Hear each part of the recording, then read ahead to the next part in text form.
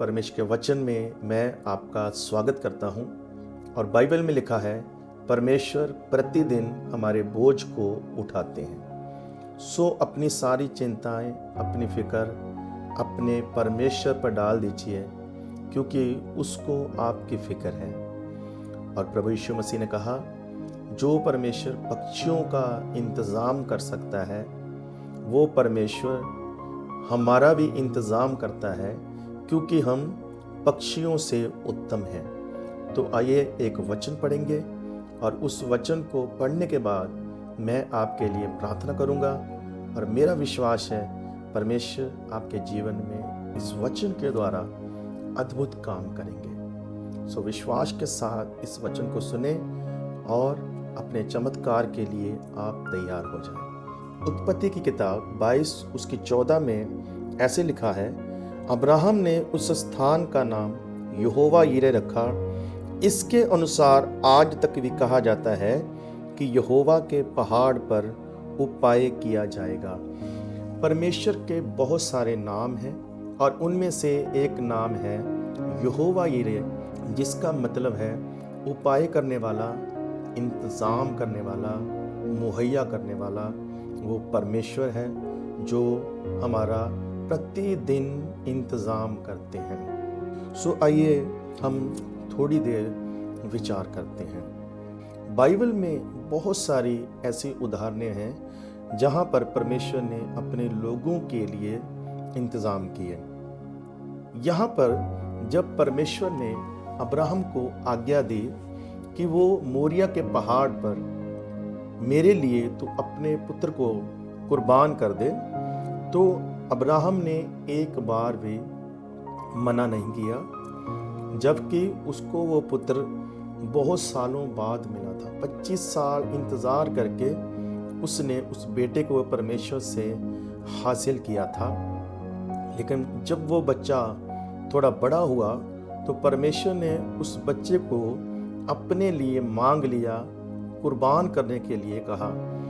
एक बाप के जीवन में ऐसी बात सुनना एक बहुत ही दुखदायक है जिस्मानी तौर पर। लेकिन अब्राहम को ईमानदारों का पिता कहा जाता है, अब्राहम को धर्मियों का पिता कहा जाता है और अब्राहम एक ऐसा व्यक्ति है जिसने कभी भी परमेश्वर की आज्ञा को मना नहीं किया।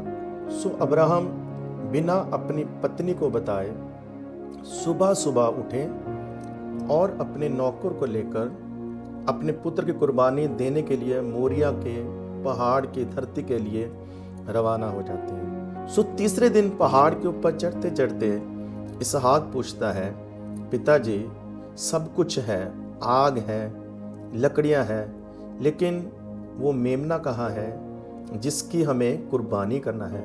सो अब्राहम ने कहा, परमेश्वर ही इंतज़ाम करेंगे, जबकि उसको पता था कि मैं क्या करने वाला हूँ। लेकिन जो विश्वास के साथ अब्राहम ने बोला उसको परमेश्वर ने सुना। हम जब भी विश्वास के साथ कुछ बोलते हैं तो हमारे परमेश्वर उसको सुनते हैं। पहाड़ पर वेदी बनाकर इसहाक को उसके ऊपर लिटा दिया गया और जब अब्राहम छुरी लेकर उसको कुर्बान करने लगा तो उसी समय अब्राहम को एक आवाज आती है, 2 बार आवाज आती है, अब्राहम अब्राहम, और वो आवाज जल्दी से आती है, जिसका भेद ये है कि कहीं देरी ना हो जाए और अब्राहम उस छुरी को अपने बेटे की गर्दन पर ना चला दे। ये एक परीक्षा थी, आजमाइश थी, सिर्फ अब्राहम की नहीं, अब्राहम के ईमान की, अब्राहम की धार्मिकता की, अब्राहम की आज्ञाकारी की ये परीक्षा थी और साथ में ये परीक्षा उसके बेटे की भी थी। परमेश्वर ने जब भी आपको आशीष देना है तो उसको आपकी परीक्षा लेना है। जिस प्रकार जब भी किसी बच्चे को स्कूल में नेक्स्ट क्लास में जाना है तो उसको एक परीक्षा से गुजरना पड़ता है। सो परमेश्वर ने मना कर दिया और उसकी जगह पर परमेश्वर ने अब्राहम से कहा, वो देख झाड़ियों में एक मेमना फंसा हुआ है, उसको ले और इसकी जगह कुर्बान कर दें। सो अब्राहम बहुत ही खुश हुआ, उसकी जान में जान आई। तब अब्राहम ने परमेश्वर का नाम वहाँ पर यहोवा यीरे रखा, जिसका मतलब है कि परमेश्वर हमारे लिए उपाय करता है, परमेश्वर हमारे लिए इंतज़ाम करता है, परमेश्वर हमारे लिए मुहैया करता है। लेकिन यहाँ पर एक स्पेशल बात लिखी हुई है कि यहोवा के पर्वत पर दिया जाएगा। इस बात पर हम थोड़ा सा विचार करना चाहते हैं। इंतज़ाम तो परमेश्वर करते हैं, लेकिन अब्राहम के लिए इंतज़ाम रास्ते में नहीं हुआ। अब्राहम के लिए इस मेमने का इंतज़ाम पहाड़ी पर चढ़ते हुए नहीं हुआ। अब्राहम के लिए ये इंतज़ाम पहले दिन नहीं हुआ, दूसरे दिन नहीं हुआ, तीसरे दिन जब लास्ट में वो छुरी चलाने वाला था, तब परमेश्वर ने उसको रोका और एक मेमना दिखाया। ये बात हमें ये सिखाती है कि परमेश्वर की तरफ से इंतज़ाम तो है हर प्रकार का हमारे लिए, लेकिन वो होगा पहाड़ के ऊपर। पहाड़ का मतलब है संसार से ऊपर उठ जाना। पहाड़ का मतलब है कि हमें पाप से ऊपर उठ जाना। जिस रीति से कमल का फूल वो जन्म तो कीचड़ में लेता है, लेकिन वो उस कीचड़ से ऊपर उठ जाता है और वो मंदिर तक पहुंच जाता है। इसी प्रकार हम इस पृथ्वी पर हैं, इस धरती पर हैं, लेकिन इस धरती की ख्वाहिशों से, कामनाओं से, अभिलाषाओं से हमें ऊपर उठना है। पहाड़ का मतलब कि हम संसार से अलग हो चुके हैं, हम दुनिया से अलग हो चुके हैं। जब भी परमेश्वर मूसा से मिलते थे तो वो कहते थे, तू पहाड़ पर आ, मैं तेरे साथ बात करूंगा। अगर आपको परमेश्वर के चमत्कारों को देखना है, अगर आपको परमेश्वर के उपाय को देखना है, तो आपको इस संसार से, दुनिया से, पाप से, दुनिया के मोह से, चीज़ों के मोह से, उनसे हमें ऊंचा उठना पड़ेगा, ऊपर उठना पड़ेगा, जहाँ पर हम परमेश्वर की और उसके चमत्कारों की, उसकी आशीषों की प्राप्ति कर सकते हैं। अब्राहम के लिए इंतज़ाम हुआ पहाड़ के ऊपर, लेकिन पहाड़ पर जाने के लिए नंबर 1 आपको आज्ञा माननी पड़ेगी। अब्राहम ने आज्ञा मानी, और कौन सी आज्ञा मानी? सबसे कठिन आज्ञा। हम आसान आज्ञाएं तो मान लेते हैं, जब कोई मुश्किल आज्ञा हम पर आती है तो कई बार उस आज्ञा को या तो हम तोड़ देते हैं, मानते नहीं, या तो फिर हम अपने हिसाब से उसको आसान करने की कोशिश करते हैं और उसमें से कम करते हैं। नंबर 1 अब्राहम ने मुश्किल आज्ञा को मान लिया। नंबर 2 अब्राहम ने तुरंत आज्ञा पालन किया। तुरंत आज्ञा पालन, वचन में लिखा वो भोर को उठा।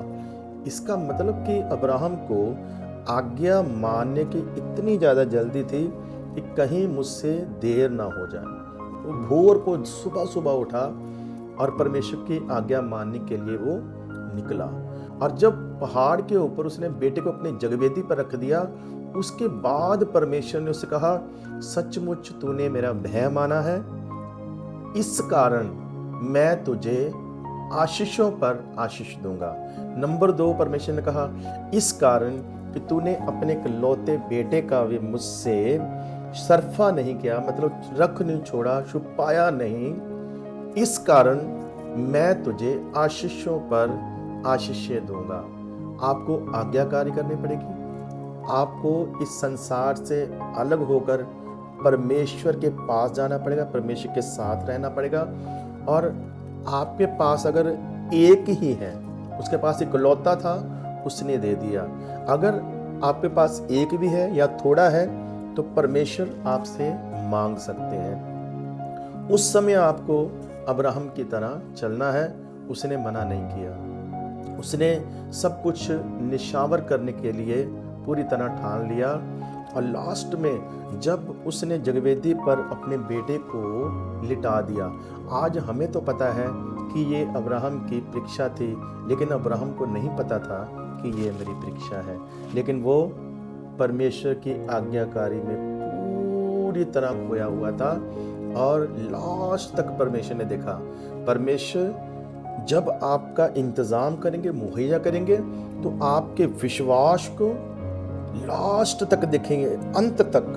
और कई बार हमारे लिए तब इंतजाम होता है जब सब दरवाजे बंद हो जाते हैं, रास्ते बंद हो जाते हैं, और बिल्कुल आखिरी समय पर परमेश्वर क्या करते हैं, हमारे लिए मुहैया करते हैं, हमारे लिए इंतज़ाम करते हैं। सो हमारे परमेश्वर बहुत महान है। और आज मैं आपको विश्वास दिलाना चाहता हूँ कि जो परमेश्वर अब्राहम के लिए मुहैया कर सकते हैं, इंतज़ाम कर सकते हैं, चाहे कुछ भी हो, कुछ भी नामुमकिन हो, वो आपके लिए भी इंतज़ाम कर सकते हैं, मुहैया कर सकते हैं, आपके जीवन में बड़े बड़े चमत्कार कर सकते हैं। तो आइए आंखें बंद करें, मैं आपके लिए प्रार्थना करना चाहता हूँ, और इस प्रार्थना को आप विश्वास के साथ सुने। और मेरा विश्वास आपकी ज़िंदगी में गवाहियाँ होंगी।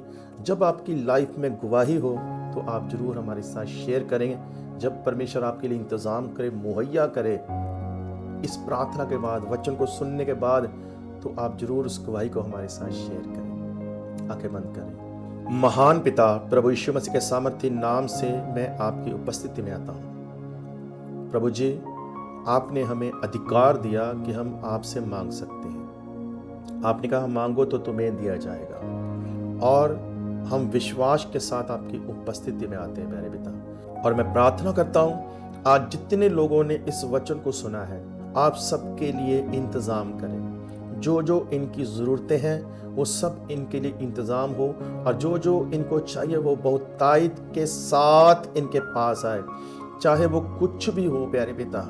मैं प्रार्थना करता हूँ सब कमियां निकल जाए प्रभु जी, और ये सब लोग आशीष पाए प्रभु जी। बड़ी बड़ी गवाहियाँ इनकी ज़िंदगी में हो, और आपका नाम इनके जीवन में महिमा पाए। हर एक परीक्षा से आप निकालिए, संसार से ऊंचा उठने के लिए आप सहायता करें। आपकी आज्ञाकारी करने में पवित्र आत्मा इनकी हेल्प करे, इनको जोर दे, इनको ताकत दे प्यारे पिता, कि ये उस मोरिया के पहाड़ पर, कुर्बानी के स्थान तक पहुंच पाए। प्रभु जी, यहाँ पर इनके लिए इंतज़ाम होता है। मैं प्रार्थना करता हूँ ये लास्ट तक अपने ईमान में बने रहे प्रभु, जहाँ पर आपका इंतज़ाम होगा प्यारे पिता। इन सबको आप छू लीजिए, पवित्र आत्मा छूइए इसी समय, और आप इनको बढ़ाएं, आप इनको आशीष दें खुदावंद। और सब फिक्र, बोझ, चिंताएं, परेशानियां इनकी लाइफ से यीशु मसीह के नाम से दूर जाएं। हर एक बंधन टूट जाए, हर एक बीमारी को मैं आज्ञा देता हूँ यीशु मसीह के नाम से छोड़ के जाए। हर एक जादू टोने की मैं आत्मा को आज्ञा देता हूँ, यीशु मसीह के नाम से दूर जाए। हर एक दुष्ट आत्मा के असर को मैं यीशु मसीह के नाम से खत्म करता हूँ। पूरी तरह ये आज़ाद हो जाएं, छुटकारा पाएं। और मैं प्रार्थना करता हूँ ये पाप से आज़ाद हो जाएं, ये नशों से आज़ाद हो जाएं, दुष्ट आत्माओं से आज़ाद हो जाएं, बंधनों से आज़ाद हो जाएं, जादू टोने की शक्तियों से आज़ाद हो जाएं प्यारे पिता, बुरी आदतों से ये आज़ाद हो जाएं खुदावंद। और मैं प्रार्थना करता हूँ प्रभु जी, कभी भी खुदावंद इनकी ज़िंदगी में नुकसान ना हो प्यारे पिता। ये लोग बढ़े और आशीष पाएं, और आपके इंतज़ामों को देख पाएं। बड़ी बड़ी गवाहियाँ इनकी ज़िंदगी में हो, आपके हाथों में सौंपता हूँ। आप अपना अनुग्रह इन सब पर करें। प्रभु यीशु मसीह के नाम से मांगते हैं, आमीन।